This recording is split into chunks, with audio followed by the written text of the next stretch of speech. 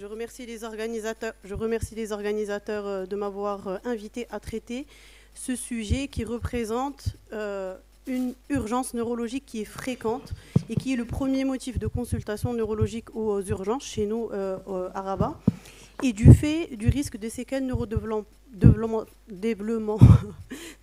développementales qui peuvent être la conséquence d'un retard de prise en charge. Alors la prévalence est de 100 à 150 cas par 100 000 enfants par an. Chez nous, au service de réanimation, il a représenté 3% des admissions sur l'ensemble des admissions en réa, et avec un pourcentage de décès de 21%. Et les causes les plus fréquemment retrouvées chez nous, c'était les convulsions fébriles prolongées, les infections du système nerveux central et les désordres métaboliques. D'où l'intérêt d'effectuer un diagnostic précoce et d'instaurer une réponse thérapeutique rapide, surtout dans le choix des médicaments en fonction du temps. Alors déjà, la crise épileptique, comment est-ce qu'elle se définit? C'est une définition que vous connaissez. C'est une manifestation transitoire de signes ou de symptômes qui résultent d'une activité neuronale anormale, excessive ou synchrone dans le cerveau.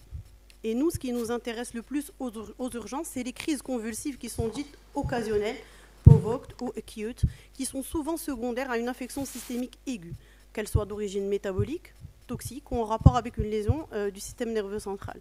Les autres crises convulsives, dites non occasionnelles, c'est chez les épileptiques connus, etc. Et ce seront moins celles qu'on rencontre dans le contexte de l'urgence.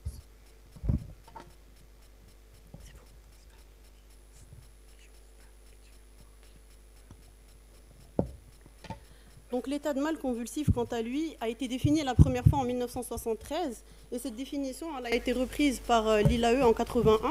Mais en fait, c'était un état caractérisé par une crise épileptique qui persiste suffisamment longtemps ou qui se répète à des intervalles suffisamment brefs pour créer une condition épileptique fixe et durable. Mais le problème avec cette définition-là, c'est qu'elle est imprécise. Elle ne décrit ni le temps, ni le type de crise, donc chacun pouvait l'interpréter à sa guise. Donc ce n'est que vers 1993 qu'on a introduit cette notion du temps. Et initialement, c'était un délai de 30 minutes. Puis, au fur et à mesure, ont été introduits les 5-10 minutes avec des définitions qui sont opérationnelles, c'est-à-dire quand est-ce que finalement on commence à traiter ces crises-là pour enfin arriver à la dernière définition, donc qui date de 2017 par l'IAE, qui définit 2 temps. Alors quels sont ces 2 temps? Donc déjà, cet état est la conséquence de défaillance des mécanismes qui sont responsables de la cessation des crises et de l'initiation de mécanismes qui conduisent à des crises anormalement prolongées après le point temporel T1. Donc le point temporel T1, c'est le temps où il faut commencer le traitement. C'est à partir de ce moment-là qu'on se dit que cette crise va probablement continuer, qu'elle ne va pas s'arrêter spontanément. Puis il y a un autre temps opérationnel, c'est le T2.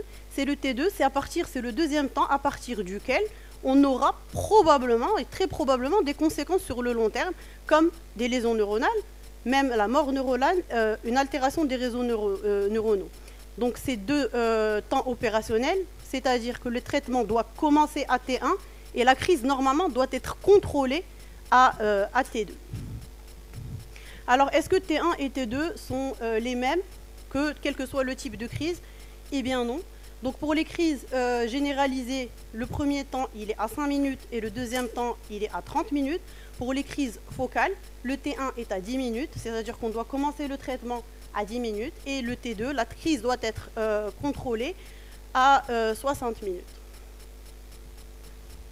L'ILAE aussi a proposé 4 axes de définition, de classification des états de mal qui sont en fonction des symptômes, de la symptomatologie. Est-ce que c'est des crises qui sont motrices ou non motrices? Et en fonction de l'état de conscience. Est-ce que l'état de conscience est altéré ou il y a une altération de l'état de conscience? Et là, le deuxième axe, c'est parmi les plus importants, c'est l'étiologie de ces crises. Est-ce que c'est une étiologie qui est aiguë? Et c'est les étiologies les plus fréquentes. Est-ce que c'est la fièvre, une infection du système nerveux central? Est-ce que c'est un traumatisme? Donc le troisième axe, c'est les anomalies EEG. Et le quatrième axe, c'est des convulsions qui sont classifiées en fonction de l'âge. Donc le nouveau-né jusqu'à 1 mois, le nourrisson jusqu'à 2 ans, l'enfant, puis l'adolescent et l'adulte. Donc à partir de ce moment-là, on a notre classification de quand il faut agir et de quand il faut contrôler. Mais là, on a une classification en fonction de la réponse thérapeutique, je dirais. Donc déjà, l'étape 1, c'est l'état de mal convulsif imminent ou prémonitoire, c'est les 5 premières minutes.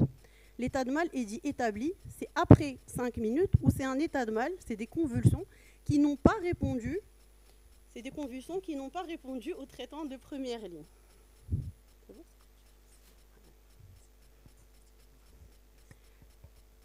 C'est bon ? Alors l'état de mal est dit réfractaire, si la crise persiste après un échec d'une benzodiazépine, plus un traitement de deuxième ligne, on va voir lesquels. Il est dit supraréfractaire, c'est un état de mal convulsif qui persiste ou réapparaît après 24 heures ou plus, après le début de l'anesthésie, ainsi que les cas qui réapparaissent à la réduction ou à l'arrêt de l'anesthésie. Alors ce qu'il faut savoir, c'est que plus l'enfant convulse, plus il va se compliquer. Et il y a deux phases dans ces convulsions, dans cette évolution. Donc il y a la première phase, c'est l'adaptation hyperadrénergique, où là on aura des symptômes tels que l'hypertension artérielle, des troubles du rythme, etc. Puis on arrive vers la fin, donc plus on avance vers le temps, plus on aura une phase de désadaptation ou de dissociation électromécanique, et c'est la phase où on aura une possible défaillance d'organes qui peut mener à l'arrêt cardiaque. Donc là, plus on dépasse les 60 minutes, plus on s'approche de la létalité. Donc qu'est-ce qui se passe? Et ça, c'est important de le connaître, parce qu'à partir de ce moment-là, c'est là où on voit nos implications thérapeutiques. Donc on a initialement une hyperexcitabilité avec une hypersynchronie, et on a 4 phénomènes qui se produisent. D'abord un phénomène électrique, avec un déséquilibre du système GABA inhibiteur et glutamate excitateur. Puis on a des phénomènes biochimiques qui sont l'homéostasie, l'altération de l'homéostasie en rapport avec les variations des concentrations ioniques. Merci. Un phénomène, c'est mieux. Merci. Un phénomène de plasticité neuronale par modification des circuits neuronaux et interruption et réorganisation synaptique et d'autres mécanismes. En fait, ce qu'il faut savoir, c'est que plus on a de glutamate, plus on a de toxicité. Parce que le glutamate, plus il est élevé, plus il va entraîner des activations enzymatiques, l'apparition de facteurs d'apoptose et de fragmentation d'ADN. Alors, qu'est-ce qui se passe sur le plan pratique? Sur le plan pratique, plus la crise avance, plus les récepteurs GABA diminuent. Donc, plus nos possibilités thérapeutiques diminuent. Et ces récepteurs NMDA augmente, ce qui explique pourquoi on utilise un certain type de traitement dans le début des crises et qu'on utilise un autre type de traitement plus tard. Alors, ce qui est établi dans le traitement, c'est-à-dire qu'il y a pléthore de protocoles, pléthore d'écrits sur les antiépileptiques dans la phase aiguë de l'état de mal convulsif. Là, je vous ai projeté deux algorithmes qui se rejoignent beaucoup. Donc en fait, qu'est-ce qu'on voit? C'est qu'on voit qu'il y a dans tous les algorithmes 4 phases. La première phase de stabilisation plus 3 phases de différents paliers thérapeutiques. On commence toujours par le traitement non spécifique, c'est-à-dire qu'on se donne 5 minutes, les 5 premières minutes, pour commencer le traitement non spécifique, puis on commencera ensuite le traitement spécifique qui sont les anticonvulsivants. Que tout l'algorithme étant dépendant.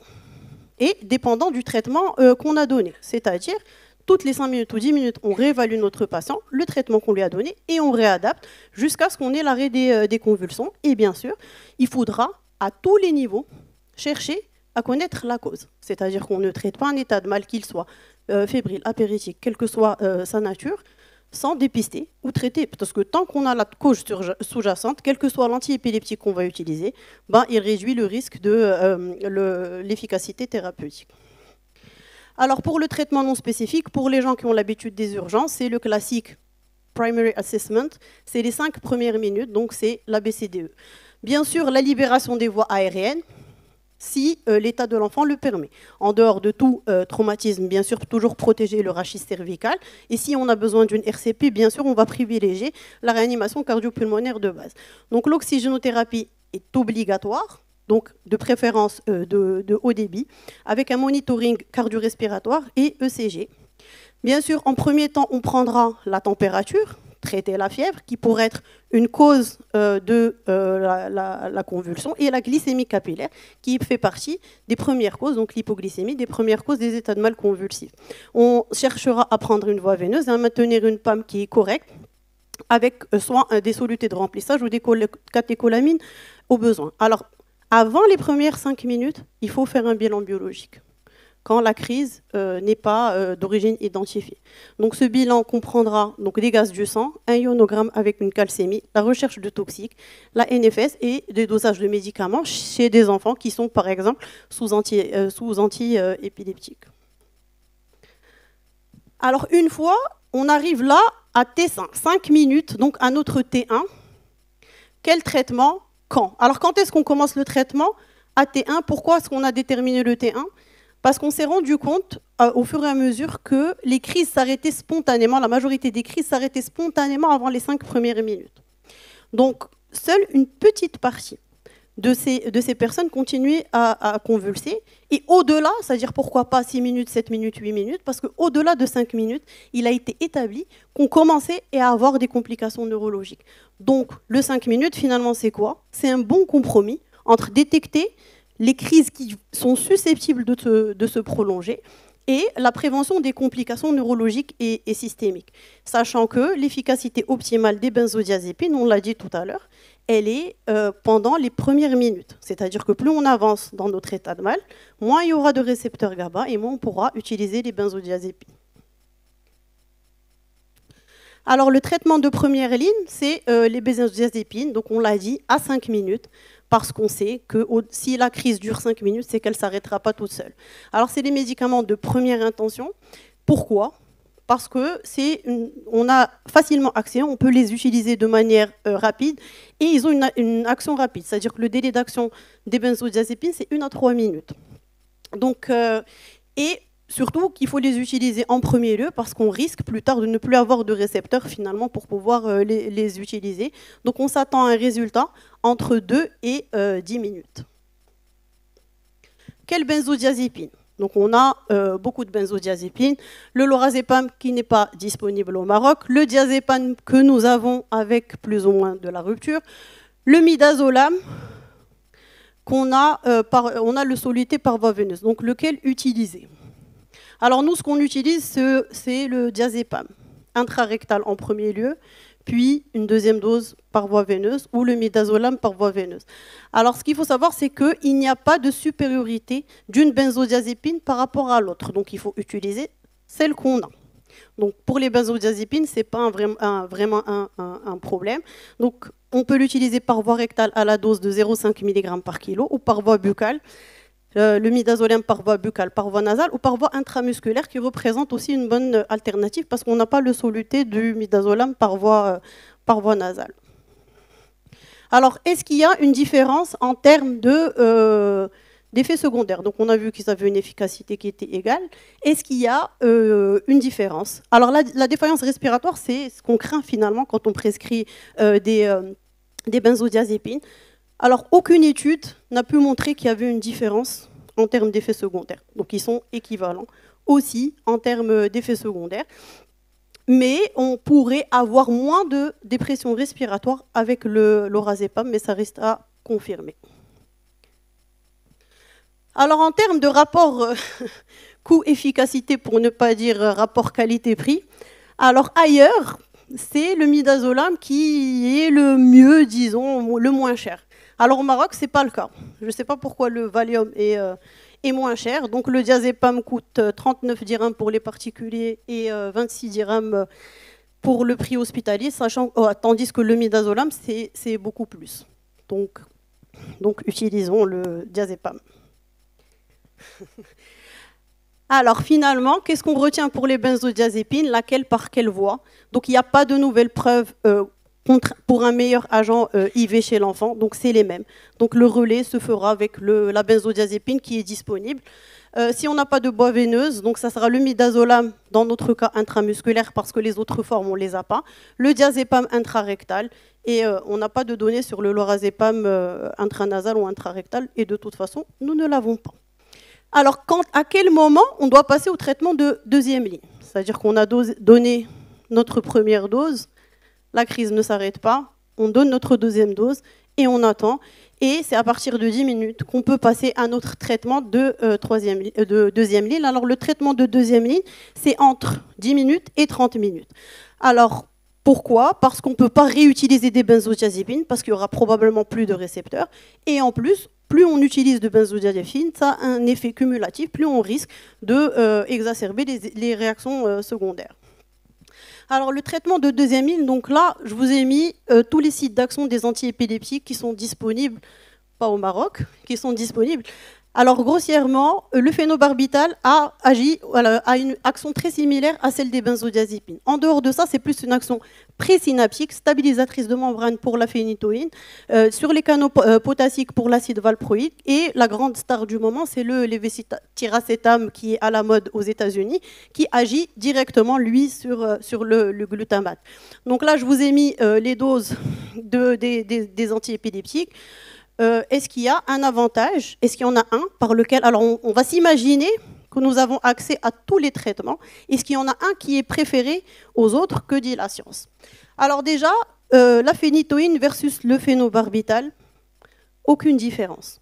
Aucune étude, d'abord, ne les a comparés de manière contrôlée, randomisée. Mais ce qui est suggéré, on suggère d'utiliser la phosphénitoïne parce qu'il donnerait moins d'effets respiratoires, mais à efficacité égale. Qu'en est-il du valproate versus la phénitoïne? Alors, le valproate, il a un effet d'arrêt des crises qui est supérieur, mais il a beaucoup d'effets indésirables, surtout chez des patients qui prennent déjà des médicaments, etc., avec une toxicité hépatique qui est accrue. Alors, ce qui est admis, c'est qu'en cas de persistance des crises, on donne l'un des médicaments de traitement de deuxième ligne. Alors le valproate, il peut utiliser chez le petit enfant, parce que tant qu'on ne connaît pas la nature de la crise, parce qu'il peut aggraver une maladie métabolique. Avant 5 ans, on utilise la phénitoïne et non la phosphophénitoïne. Alors le lévétiracétam, même si je pense qu'on ne l'a pas et qu'on ne l'aura pas, on l'a par voie orale, mais il n'y a pas d'études qui ont montré son intérêt par voie orale. Il n'y a pas de supériorité, mais il est approprié en premier choix, en deuxième intention. Pourquoi? Parce qu'il a un débit de perfusion rapide. Ce qu'il faut savoir, c'est que si on revient au tableau précédent, tous les traitements de deuxième ligne passent en 20 minutes. C'est un débit de 20 minutes, on ne peut pas augmenter ce débit-là. Donc on reçoit progressivement ces doses d'antiépileptiques de deuxième ligne. Par contre, le lévétiracétam, il passe le débit de perfusion, donc il passe en 5 minutes, donc il pourrait avoir un effet supérieur. Et il a peu d'effets indésirables, mais il est utilisé même à l'étranger hors AMM, parce que normalement, on doit être utilisé chez l'enfant de plus de 16 ans. Donc finalement, aucune recommandation pour le premier choix du traitement de deuxième ligne. Pareil, on fait avec ce qu'on a. Phénitoïne, phosphénitoïne, phénobarbital, lévétiracétam ou valproate. Ça dépend sous quel cieux on se trouve. Alors le traitement de troisième ligne, c'est quand les traitements de deuxième ligne ne marchent pas. C'est quand on a un état de mal épileptique réfractaire. Donc là, on sera amené à sédater notre malade. Donc il faut l'intuber et ventiler et bien sûr lutter contre les axos. Alors nous, le protocole que je vous ai proposé, c'est celui qui est utilisé chez nous en réanimation de l'hôpital d'enfants. Donc c'est une dose de charge de midazolam, puis une dose d'entretien avec du propofol en cas d'échec. En cas d'état de mal épileptique super réfractaire, donc bien sûr c'est une prise en charge en réanimation, pareil, sédation, propofol, il passe à la kétamine après. Et bien sûr, après, il y a d'autres thérapeutiques qui peuvent être discutées, comme les immunoglobulines, la corticothérapie ou le régime cétogène. Alors là, ce que je vous propose, c'est ce qu'on fait nous, avec ce qu'on a, et je pense que vous faites la même chose que nous. Donc toujours, entre 0 et 5, on commence notre chrono pour être sûr qu'on prend bien le temps. Donc on stabilise notre malade, accès veineux, voire nos bilans. À 5 minutes, on commence par le midazolam. Donc si on a une voie veineuse par voie veineuse, sinon c'est le diazépam par voie rectale. Si on n'a pas de diazépam, qu'on n'a que du midazolam, par voie intramusculaire. On peut l'utiliser par voie rectale, mais il n'a pas d'AMM pour la voie rectale, donc par voie intramusculaire si on peut. Donc en cas d'échec, on peut donner une deuxième dose, puis on passe au phénobarbital. Alors, comme vous pouvez le voir, les antiépileptiques disponibles au Maroc sont ceux en rouge à gauche, diazépam, midazolam, point.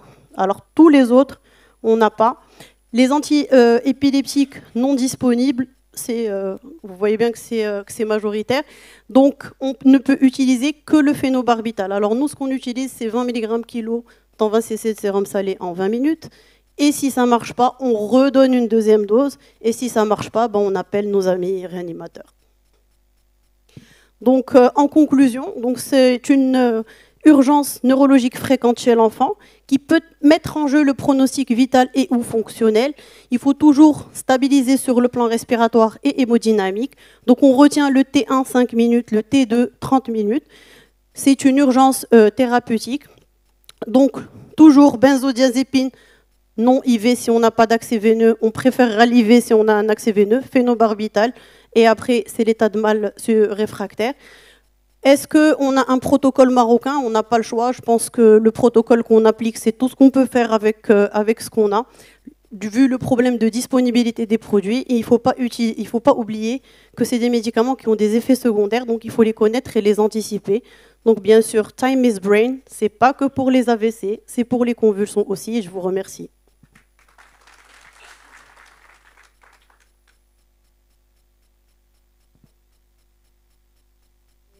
Le temps.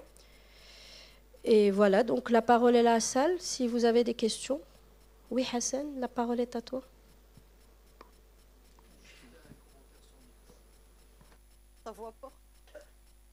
D'abord, je te félicite, c'était très très bien. Juste un commentaire. Je me rappelle, à Paris, un jour, on reçoit un enfant qui est venu par le SAMU. Il avait 5 ans et on l'a perdu. Pourquoi ? Parce que le SAMU s'est acharné à arrêter les convulsions et n'a pas arrêté la fièvre. La fièvre tue, plus que les convulsions. Deuxième chose, si vous n'arrêtez pas les convulsions très rapidement, plus on tarde, plus on a du mal à les arrêter. Il faut le savoir, c'est ce qu'elle a dit de façon... Et puis, Gardénal, on peut commencer à 10 mg kg, mais on peut aller jusqu'à 40 mg kg. Mais bien sûr, avec réanimation. Et il faut l'oser.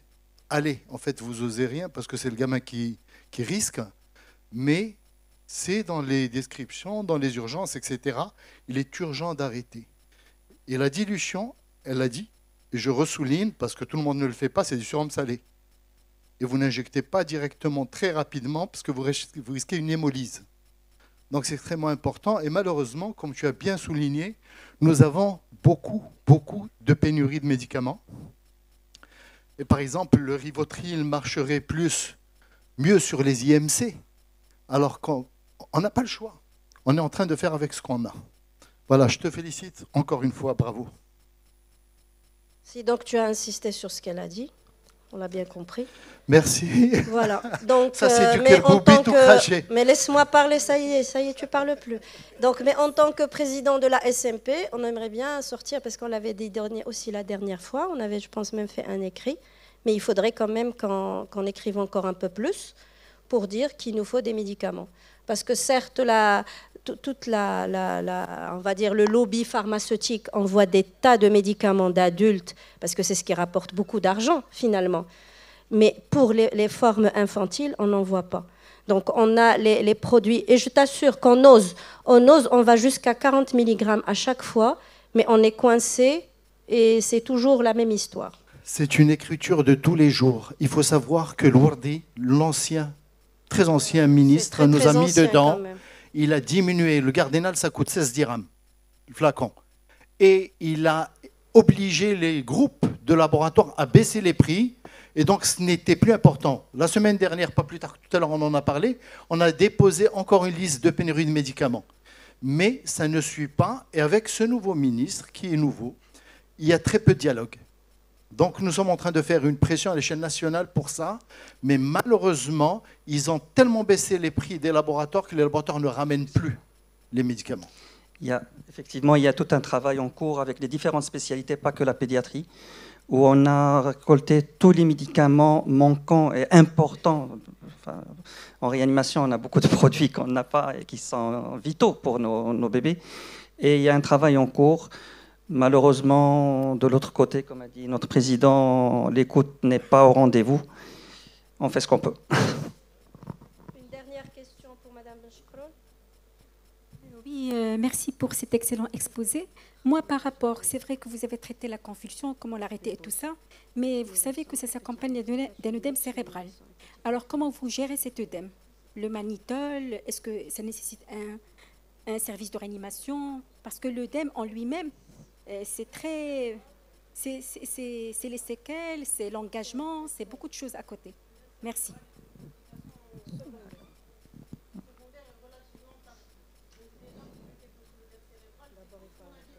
La crise.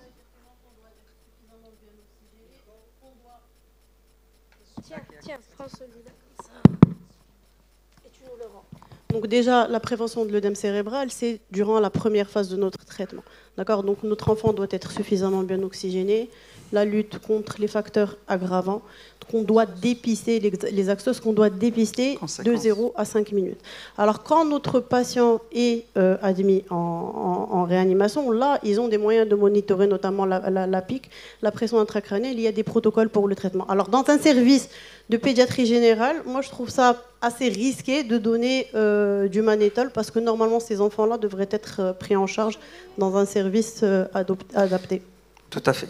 Alors, on va enchaîner pour ne pas prendre beaucoup de retard. Je vous remercie beaucoup pour la communication, pour le respect du temps et vos réponses. Et on va prendre un cas clinique